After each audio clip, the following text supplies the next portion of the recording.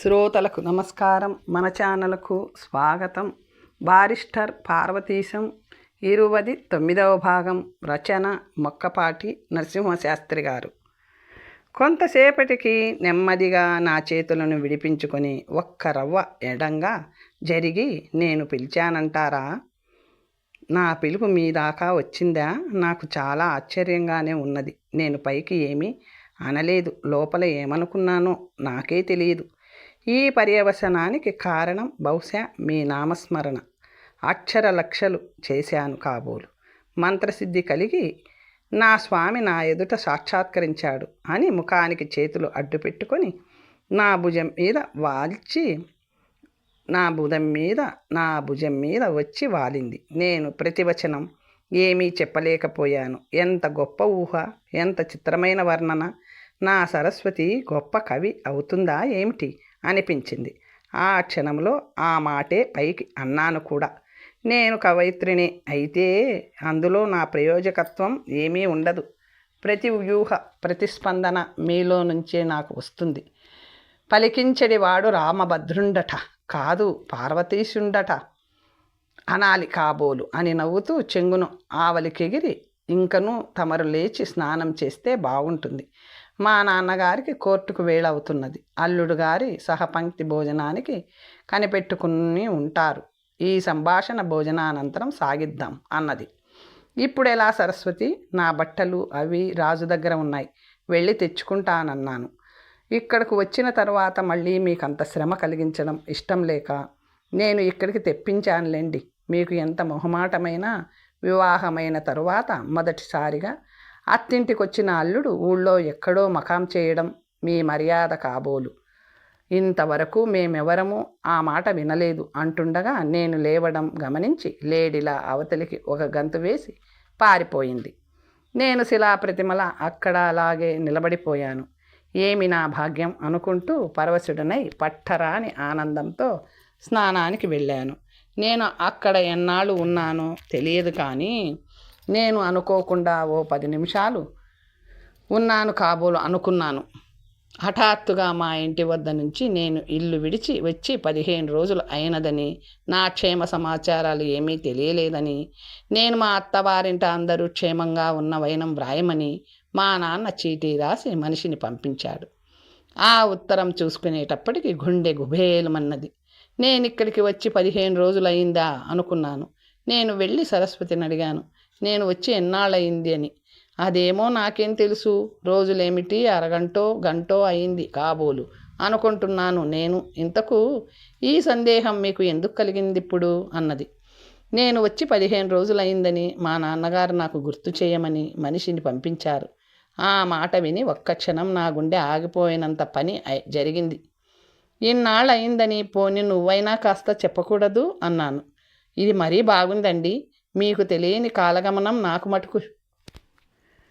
మటుకు ఎలా తెలుస్తుంది? నిజంగా 15 రోజులయ్యిందా? మీ నాన్నగారు అబద్ధం ఆడరు.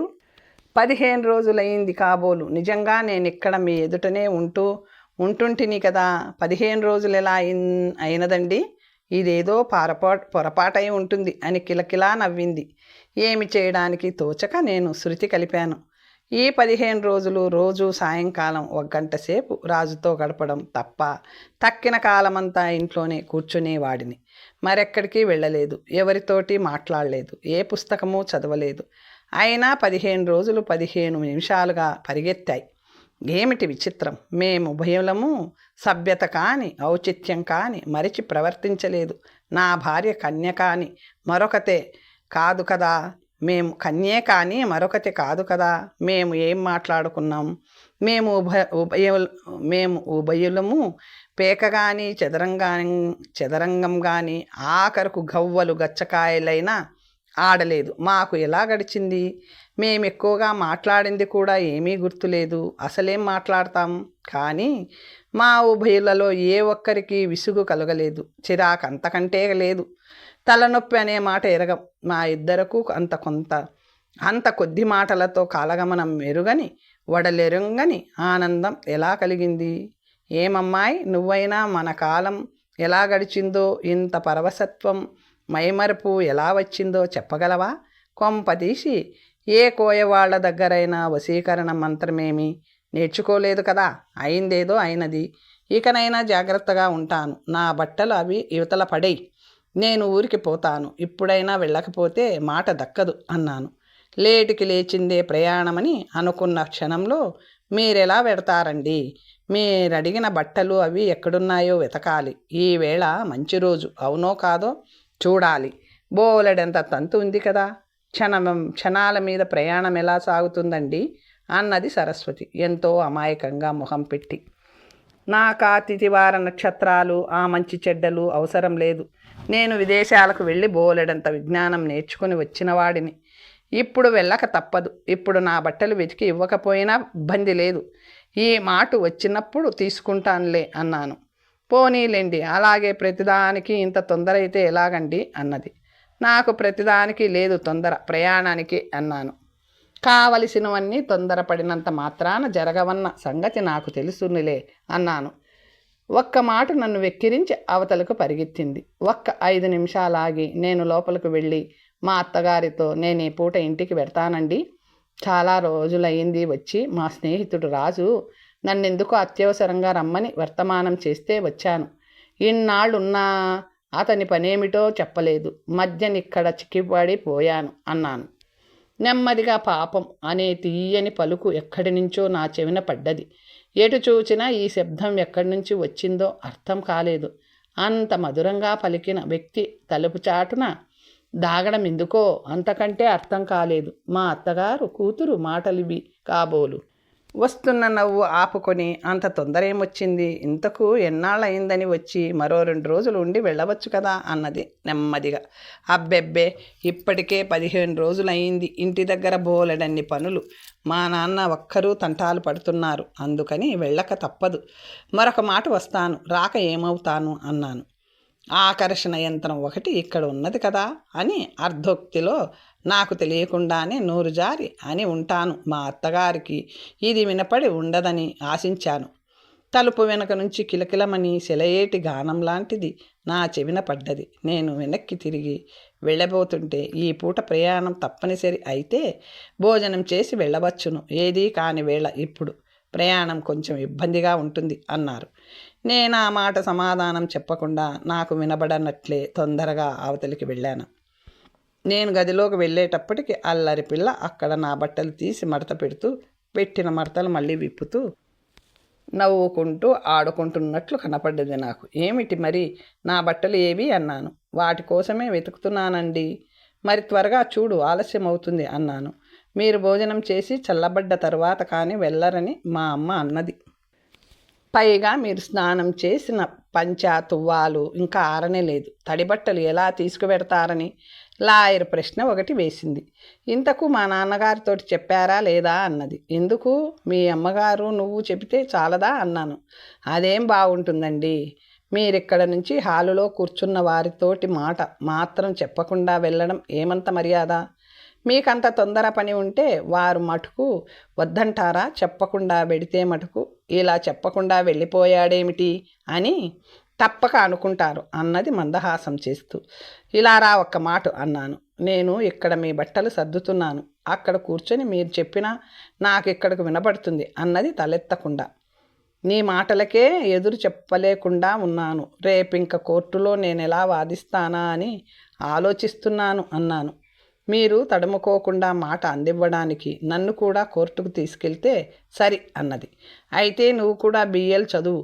ఆ పరీక్షయే అయ్యే వరకు నిన్ను మా ఇంటికి రమ్మని తొందర పెట్టను. అప్పుడు ఇద్దరం జాయింట్గా ప్రాక్టీస్ చేద్దాం అన్నాను.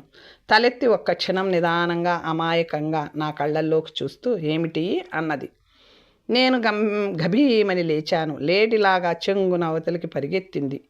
నేను నా సంతోషాన్ని అణిచిపెట్టి సాబిట్లోకి వెళ్ళి మా మామగారితో నా ప్రయాణం సంగతి నెమ్మదిగా మనవి చేశాను. అదేమిటి, వచ్చిన వ్యవధేది వెడుదురు కానీ లే అన్నారు. చాలా రోజులైంది వచ్చి. మా నాన్నగారి దగ్గర నుంచి వర్తమానం కూడా వచ్చింది అన్నాను. సరే అయితే నేను కోర్టు నుంచి వచ్చిన తర్వాతను ఆలోచిద్దాం అన్నారు. అప్పటికి ఆలస్యమై ప్రయాణం సాగడం కష్టం అవుతుందన్నారు. నీకదంతా ఎందుకు, నేను వచ్చి అన్ని ఏర్పాట్లు చేస్తాను కదా అని ఆయన కాగితాలు చూసుకుంటూ వారి పనిలో వారు నిమగ్నులు అయ్యారు. నేనేమీ అనలేక తలవంచుకుని అడుగులు లెక్క పెట్టుకుంటూ గదిలోకి వెళ్ళాను. నేను గదిలోకి వెళ్ళేసరికి నా ప్రేయసి అక్కడే ఉన్నది. ఏమండి, ఇప్పుడే ప్రయాణమా? బండికి కబురు చేయమని మా నాన్నగారితో చెప్పలేకపోయారా అన్నది ఎంతో గంభీరంగా. ఆ ఏర్పాట్లన్నీ మీ నాన్నగారి చేస్తామన్నారు అన్నాను అంతకంటే గంభీరంగా. ఒక్క క్షణం మౌనంగా ఊరుకొని ఊహూ సరే అయితే ప్రయాణం ఇప్పుడు కాదన్న సంగతి తేలిందన్నమాట. చెబితే వింటారా? బాలాదపి సుభాషితం అన్నమాట ఊరికే పోతుందంటారా అన్నది. గత్యంతరం లేక భోజనం చేసి విశ్రాంతి తీసుకున్నాను. ఈ రాత్రో రేపు ఉదయాన్నో నేను వెడుతున్నానని కాబోలు మా అత్తగారు అంత స్వల్ప వ్యవధిలోనూ నాకు పిండి వంటలు కూడా చేశారు. భోజనం కొంచెం ఉదాత్తమే అయింది. కాసేపు విశ్రమిద్దామనుకుంటే నా అర్ధాంగి నన్ను విశ్రమించనిస్తేగా నా శరీరంలో సగభాగం కలంటూ కిలకిలలతో రోదన చేస్తూ విశ్రమించడం ఎలాగా? అందుకని కళకళ కిలకిల రావాలతో శృతి కల్పక తప్పింది కాదు నాకు.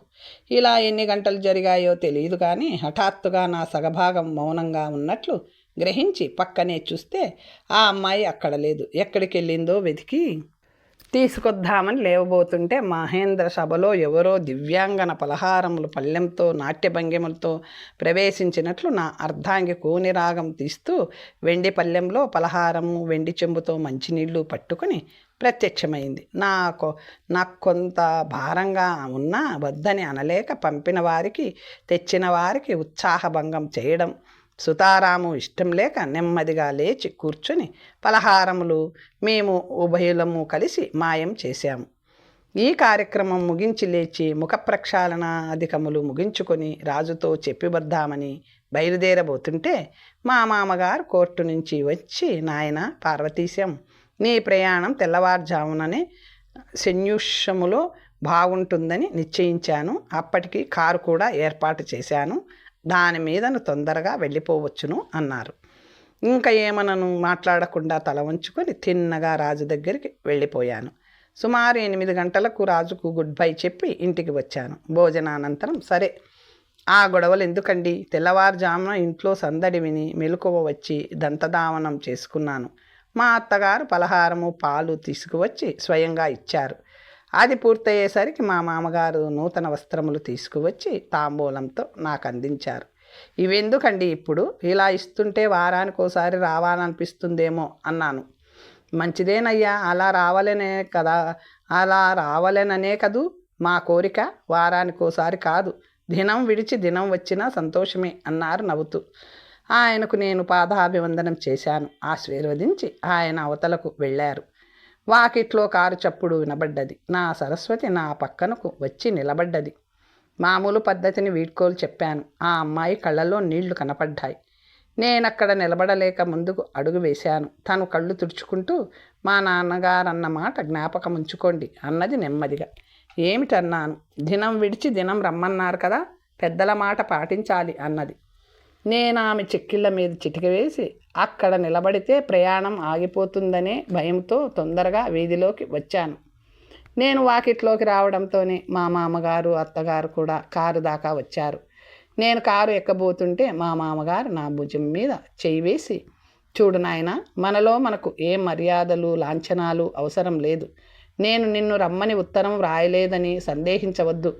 నీకు వీలైనప్పుడల్లా వెంటనే బయలుదేరి రమ్మని మా అందరి కోరికాను.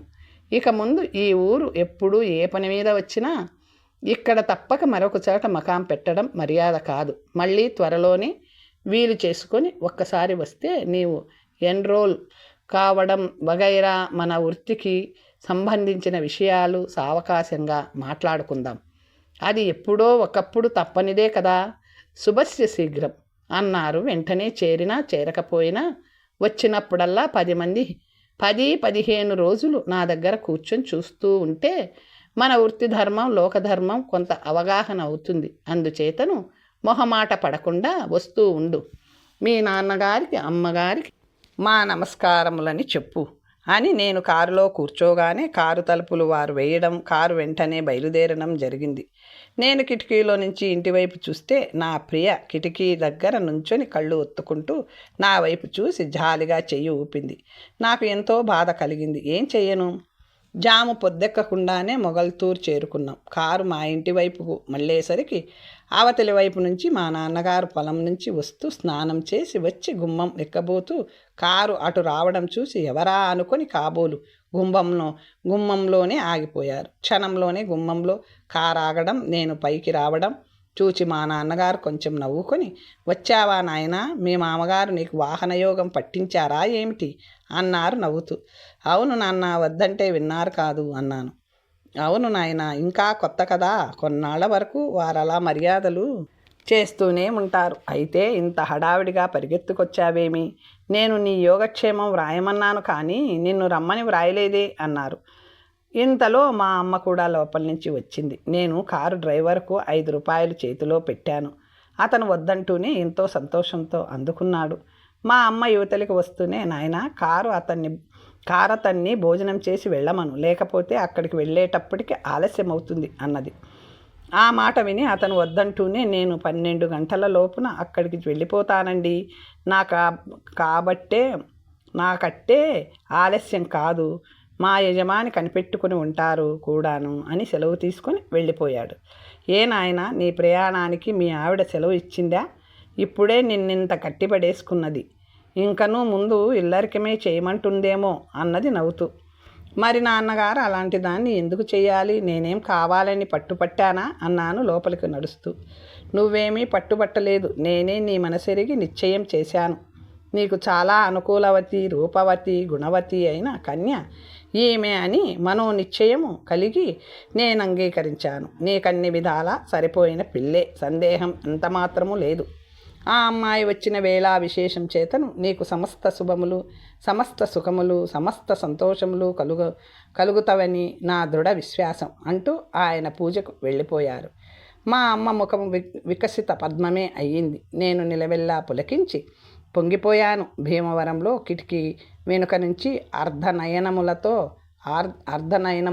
నన్ను చూచి చెయ్యి ఊపిన దృశ్యం నా కళ్ళ ఎదుట కదులుతూనే తదేక దీక్షతో చూస్తూ అలా కూర్చుని పోయాను. ఇంతలో మా నాన్న దేవతార్చన కావచ్చినదన్న విషయం స్ఫురణకొచ్చి నేను స్నానానికి లేచాను. మళ్ళీ 2-3 మాసములో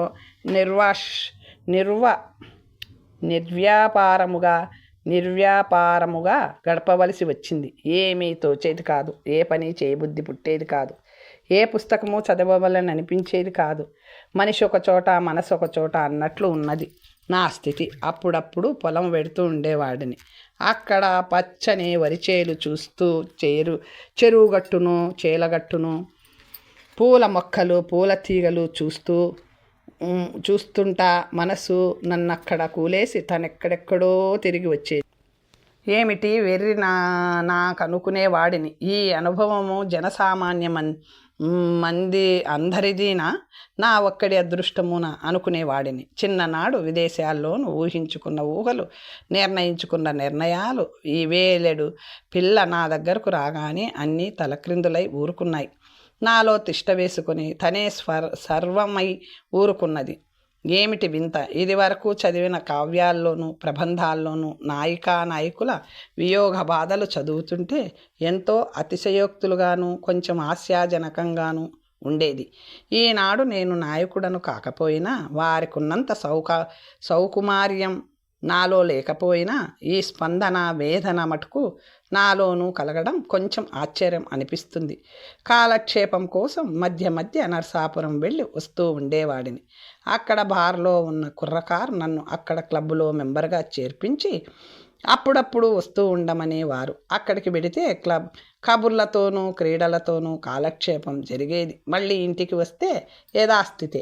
ఇటువంటి అయోమయ స్థితిలో ఉండగా ఒకరోజు మధ్యాహ్నం పలహారం చేస్తుండగా, ఏం చేస్తున్నావు? నీకో వర్తమానం. కోడలు రజస్వల అయినదట, నక్షత్రం వగైరా అన్నీ మంచివేనట.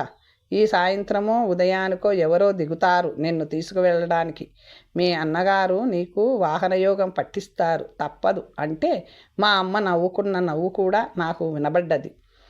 ఆ శుభవర్తమానం వినగానే నాకు ఎందుకో పట్టరాని ఆనందం వచ్చింది. అక్కడ కూర్చున్నవాణ్ణి కూర్చుండగానే తేలిపోతున్న భావన కలిగింది. విన్నావట్రా అబ్బాయి అని ఎంతో సంతోషంతో ఈ వార్త చెప్పడానికి నా దగ్గరకు వచ్చింది. ఎంతో సంతోషంతో మాట కాస్త నా చెవిన పడేసింది. నా సంతోషం పైకి రానివ్వకుండా లోపలనే అణిచిపెట్టుకొని, దానికింత హడావిడి సంతోషం ఎందుకమ్మా? ఆడజన్మ ఎత్తిన తరువాత ప్రతి వాళ్లకు జరిగేదే కదా. నీ కోడలు ఎందుకో ఇంతకాలం ఊరుకున్నది, కానీ పెళ్ళైన తరువాత కూడా అలాగే ఉంటుందనుకున్నావా అన్నాను ఏమీ ఎరగనట్టు. చాలేరా నీ కబుర్లు, నువ్వును పెద్ద మనిషి అయింది, కోడలు నట్టింటికి వస్తుంది, మహాలక్ష్మిలా ఇంట్లో తిరుగుతుంటే చూడాలని సంతోషంతో నేను ఉంటే. అయితే అమ్మ తెలియక అడుగుతాను, నీకంటే అందంగా ఉంటుందా? నీవు సాక్షాత్ నా కళ్ళకు పార్వతీదేవిలా కనిపిస్తుంటావు. పార్వతి కంటే మహాలక్ష్మి ఎక్కువ అందమైనదే అమ్మా. బాగుంది నీ సందేహాలు. నువ్వును ఎన్ని ఏళ్ళు వచ్చినా ఒకటే మోస్తారు. అది ఇక్కడికి వచ్చిన తరువాతను ఎవరెన్ అందమైన వారో నేను కనుక్కుంటాను. నువ్వు చెప్పకుండాను నాకే తెలుస్తుంది. రేపు నువ్వు కూడా రావాలి రోయ్ నాతోటి అన్నది. ఏమిటమ్మోయ్, నేను కూడా ఎందుకు? ఆడవాళ్ళ యాలంలోకి కొంపతీసి నేను ఆడదాన్నై ఊరుకుంటే ప్రమాదిస్తుంది అన్నాను. ఆవిడ వెర్రి నాయనా, ఎప్పుడూ ఒకటే మోస్తారని నవ్వుకుంటూ చక్కా పోయింది. మా నాన్న అన్నట్టుగానే జాము రాత్రి అయ్యేసరికి భీమవరం నుంచి కారులో మా అత్తగారి తరపు బంధువులు, ఒక ఆయన భార్య మా అమ్మని తీసుకెళ్ళడానికి వచ్చారు. మా అమ్మ గబగబా అప్పుడు వంట చేసి వారికి భోజనం పెట్టి పడకకు ఏర్పాట్లు చేసింది. తెల్లవారుజామునే ఆమె ప్రయాణమట. నన్ను కూడా వారు చాలా బలవంతం చేశారు.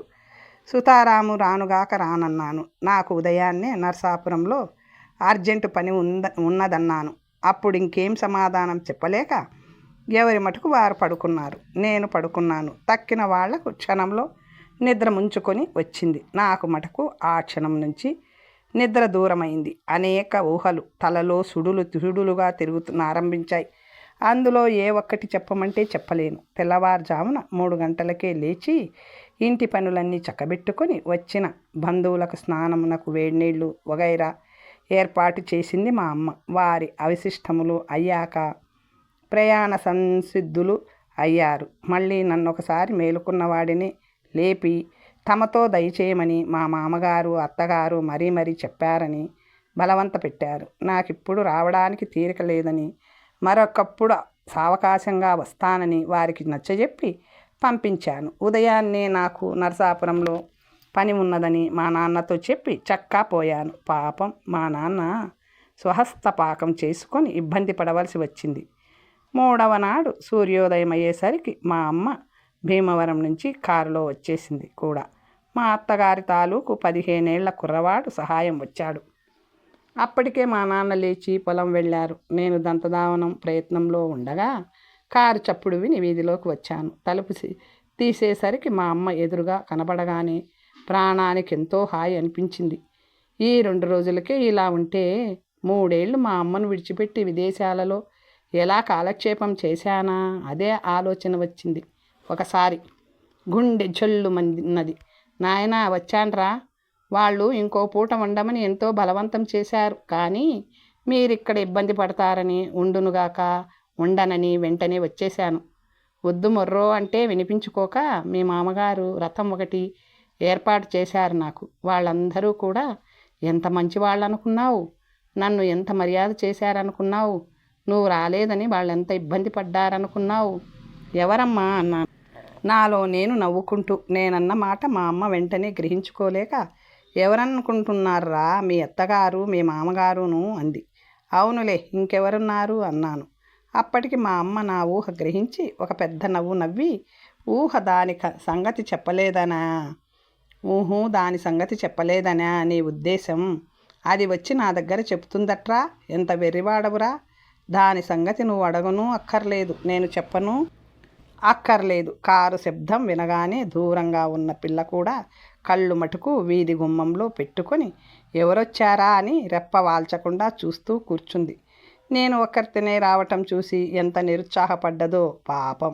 దాని మొహం చూస్తే ఎంతో జాలి వేసింది నాకు. మన అదృష్టం కొద్దీ మన ప్రయత్నమేమీ లేకుండానే రత్నం లాంటి పిల్లని ప్రసాదించాడు దేవుడు అన్నది. అవునమ్మా, అదే నేను అనుకుంటున్నాను. నీవు చాలా అదృష్టవంతురాలువు కనుకనే నీ కొడుకు ఎలాంటి వాడైనా కోడలైనా యోగ్యురాలు వచ్చింది. చాలా సంతోషం అన్నాను లేచి గాంభీర్యం ముఖంలోకి తెచ్చుకొని. ఓరి వెర్రి నాగమ్మ, ఎప్పుడూ ఒక మోస్తారుగానే ఉన్నావు. ఈ వచ్చిన భార్య నిన్ను సంతోషపెట్టి నేను అదృష్టవంతుడను అనిపించడమే నా అదృష్టం. అంతకంటే వేరే అదృష్టం నాకేముంటుంది నాయన అని ఆవిడ లోపలికి వెళ్ళిపోయి గృహ కృత్యాలలో నిమగ్నురాలయ్యింది. ఆ వచ్చిన అబ్బాయిని కూర్చోమని ముఖం కడుక్కోమని చెప్పి నేను స్నానాధికములు పూర్తి చేసుకున్నాను. మా అమ్మ కూడా గబగబా ఎప్పుడు స్నానం చేసిందో ఎలా చేసిందో కానీ ఏదో పలహారం కాసిని పాలు తనకు తోడుగా వచ్చిన కుర్రాడికి నాకు ఇచ్చి వీధిలో ఉన్న కారు మనిషికి కూడా తీసుకువెళ్ళి ఇచ్చింది. పాపం ఆ మనిషి ఎంత సంతోషించాడో. పలహారం ముగించుకొని మేము ఎన్ని విధాలు చెప్పినా వినకుండా మా నాన్న ఇంటికి రాకుండానే ఆ కుర్రవాడు కారులో కూర్చొని తుర్రుమని భీమవరం వెళ్ళిపోయాడు. మా అమ్మ రాకతో నా మనసు మళ్ళీ కొంచెం వికలమైంది. నేను కూడా ఒక్క మాట భీమవరం వెళ్ళి ఉంటే బాగుండునేమో అని అనిపించింది. ఇక తర్వాతనేమిటి, మామూలు లాంఛనాలన్నీ మామూలు పద్ధతిలో జరగవలసినదేనా, లేకపోతే ఇలా వెర్రిగా ఏదో ఆలోచిస్తుంటే మా నాన్న హడావిడిగా చక్కా వచ్చారు. మా అమ్మ వచ్చిన సంగతి తెలియక వంటకు ఆలస్యమవుతుందని కంగారుగా వచ్చినట్టున్నారు. వీధి గుమ్మంలోకి రాగానే అక్కడ పరిశుభ్రత తీర్చి పెట్టినట్టుగా ముగ్గు లోపల మా అమ్మ తిరుగుతున్న సందడి విని, అమ్మ వచ్చిందేమిట్రా అబ్బాయి అన్నారు. రావడం, స్నానం చేయడం, వంట చేయడం కూడా చాలా భాగం అయిపోయింది నాన్న అన్నాను. ఆయన ఎంతో సంతృప్తితో లోపలికి వెళ్ళారు. నేను మామూలుగా పుస్తకం చేత పుచ్చుకొని ముఖానికి అడ్డు పెట్టుకొని అంబర వీధిలో విహరిస్తున్న మనసును వెనక్కు లాగలేక విశ్వప్రయత్నం చేస్తూ కూర్చున్నాను. ఇంతలో మా నాన్న దేవతార్చన పూర్తి కావడం, నన్ను భోజనానికి లేవమని మా అమ్మ పిలుపు రావడంతో నా చేతిలో ఉన్న పుస్తకం విసిరి అవతల పారేసి భోజనానికి తయారయ్యాను. మళ్ళీ 2-3 మాసములు స్థిమితం లేని మనస్సుతో, చైతన్యం లేని శరీరంతో, బరువెక్కిన హృదయంతో, అర్థం లేని ఆవేదనతో, ఎక్కడికి వెళ్ళడానికి ఏమీ చేయడానికి తోచక కాలం ఎలాగో గడుపుకుంటూ ఉన్న సమయంలో మా అమ్మగారి సలహా ఒకటి జ్ఞప్తికి వచ్చింది. అప్పుడప్పుడు అక్కడికి వచ్చిన వారితో కచేరీలో కూర్చుంటే కోర్టు వ్యవహారాలు, పద్ధతులు, కోర్టుకు వచ్చేవారి మనస్తత్వాలు కొంతవరకు అవగాహన అవుతుందన్నమాట స్ఫురణకు వచ్చింది. ఆ సలహా మంచిదే అనిపించింది కూడాను. ఇంట్లో ఏ పని లేకుండా ఆఖరికి ఒక పుస్తకం కూడా ముట్టుకోకుండా కూర్చుంటే మనసు బొద్దుబారి ఎందుకు పనికి రాకుండా పోతానేమో ననిపించింది. అందుకని ఈ విషయం నాన్నతో చెప్పి 10 రోజుల పాటు భీమవరం వెళ్ళటం మంచిదా అనే ఆలోచన కలిగింది. దాని మంచి చెడ్డల విషయమై ఏ నిర్ణయము చేసుకోకుండానే టపా బంట్రోతు కేక విని వాకిట్లేకి వచ్చి అతను అందించిన ఉత్తరం తీసుకొని అపరిచితమైన దస్తూరి, అందులోనూ శ్రీహస్తంలా కనబడుతున్న ఉత్తరం చూచి మనకు రాసే ఆడవాళ్ళు ఎవరా అని ఒక క్షణం ఆలోచించి ఉత్తరం తెరిస్తే తేలుతుంది కదా అని నిశ్చయం చేసుకొని నెమ్మదిగా కౌరు చింపి ఆలోచిస్తూనే లోపల ఉత్తరం నెమ్మదిగా తీసి తెరవడంతోనే ఉత్తరంలో ఉన్న సంబోధన చూచుకొని నిశ్చేష్టుడనై, పులకాంకితుడనై, పరవశుడనై ఒక్క క్షణం ఆ ఆనందాన్ని అనుభవించి తొందరగా లోపలకు పరిగెత్తి నా మంచం మీద కూర్చొని సావకాశంగా ప్రతి అక్షరము, ప్రతి మాట ఎంతో శ్రద్ధగా, ఆప్యాయతతో, ఆనందంతో చదువుకున్నాను. ఇంతలోనే మా అమ్మ, ఏమిరా నాయనా, ఎక్కడి నుంచి ఉత్తరం? ఎన్నిసార్లు పిలిచినా పలకలేదేమి? ఎక్కడి నుంచి వచ్చినా అంత క్షేమమే కదా అన్న మాటలు విని ఉలిక్కిపడి, అంతా క్షేమమేనమ్మా, భీమవరం నుంచి వచ్చింది. కిందటి మాట నేను వచ్చేటప్పుడు మా మామగారు నన్ను అప్పుడప్పుడు వచ్చి తనతో పనివేళ కూర్చుంటే కోర్టు వ్యవహారాలన్నీ తెలుస్తాయని హెచ్చరిక చేశారు. ఆ మాటే ఇప్పుడు జ్ఞాపకం చేస్తూ కోడలి దగ్గర నుంచి వచ్చిందని చెప్పనా వద్దా అని సందేహిస్తూ ఇంతవరకు ఆడిన అబద్ధం చాలునని అనుకొని కూతురు చేతను మామగారు రాయించారు. మీ కోడలు నీకు నాన్నగారికి నమస్కారములని చెప్పమని వ్రాసినది అన్నాను. ఊహూ అదే ఆ సంగతి. అందుకనే నేను 4-5 సార్లు పిలిచినా వినబడకపోవడం ఆ మాట చెప్పడానికి ఇంత కల్పనెందుకురా నాయనా? ఇంకా ఏమి రాసింది? సరే పోని, నాకెందుకులే అని నవ్వుకుంటూ లోపలికి వెళ్ళిపోయింది. మా అమ్మ పిలిచిన సంగతే నాకు తెలియదు. ఆ ఉత్తరంలో ఉన్న 10 పంక్తులు ఒక్కసారే చదివాననుకున్నాను కానీ, బహుశా గాయత్రి మంత్రంలాగా 1116 అనను కానీ 108 సార్లైనా చదివి ఉండాలి. అయినా మళ్ళీ ఒక్కసారి ఎందుకో చదవబుద్ధి పుట్టి చదివి ఈ మాట సమాధిలోనే పడినట్టున్నాను. అలా ఎంతసేపు కూర్చున్నానో తెలియదు కానీ మా అమ్మ వచ్చి, నిద్ర ఏమిట్రా నాయనా, కూర్చొని నిద్రపోతున్నట్టున్నావు, లేచి ఒక్క మాట కాళ్ళు చేతులు ముఖం కడుక్కుంటే ఆ బద్ధకం తీరుతుంది, పలహారం చేద్దువు గాని అన్నది. ఆ దెబ్బతో నా సమాధిలో నుంచి బయటపడి ఈ లోకంలోకి వచ్చి ఆవిడ చెప్పినట్టుగానే కాళ్ళు చేతులు కడుక్కొని మామూలు పద్ధతిని పలహారం చేశాను. ఎప్పుడూ లేనిది మా అమ్మ అక్కడే నుంచుని నా ముఖ కవళికలు చూస్తూ నా ఊహలు తెలుసుకోవడానికి ప్రయత్నించింది. మీ మామగారు ఇంకేమన్నా రాయించారా అన్నది.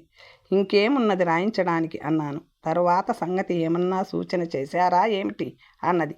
అదేమీ లేదమ్మా, వెర్రిదానవు కాకపోతే ఆ ఉద్దేశం ఆయనకు కలిగినప్పుడు నాన్నగారి పేర ఆయన స్వయంగా రాస్తారు కానీ కూతురు చేత రాయిస్తారా? అలాంటివేమీ లేవులే, దానికిప్పుడు వచ్చిన తొందర ఏమీ లేదు అన్నాను.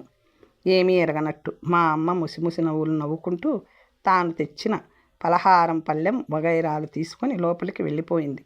మళ్ళీ ఏమిటి చిత్రం అనుకున్నాను. నేను వెళ్ళవలేనని సంకల్పం చేసుకోవడం, ఆ క్షణంలోనే నన్ను ఎలాగైనా అక్కడకు వచ్చి వాలమని పిలుపు రావడం చాలా చిత్రం అనిపించింది.